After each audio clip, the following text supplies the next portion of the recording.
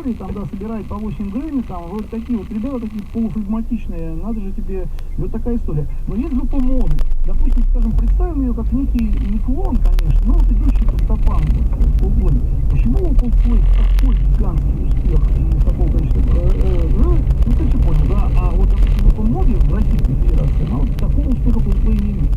Мы пели несколько песен назад песню, она называлась «Я медленно двигаюсь вперед». Я это отношу именно к своему какому-то... Ну, я медленно делаю. Значит, я медленно сочиняю, медленно записываю, медленно переделываю какие-то стили. Потому что один альбом мы сделали в одном стиле, второй будет чуть другом. Но а Coldplay такими шагами, вы можете дать это, как какой был альбом прошел? Конечно, но я сейчас даже, да, ну понятно, я сейчас не об этом, я говорю о том, что если Coldplay приедет в Россию, то они могут запросто собрать стадион. Значит, публика, слушающая вот именно ту самую, вот как-то в твоем понимании модную музыку, она здесь существует.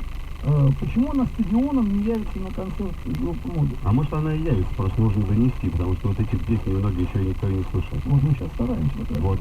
Нет, мы сейчас серьезно прям говорим. Ну я понял тебя, да, мы сейчас это делаем. Ну что, господа, вот давайте вместе доносить группу моды до масс, догоним Coldplay и перегоним, как любят выражаться, Михаил Марголин с вами, до следующей встречи, увидимся, услышимся, ну и на ход ноги, да, спасибо, ребята.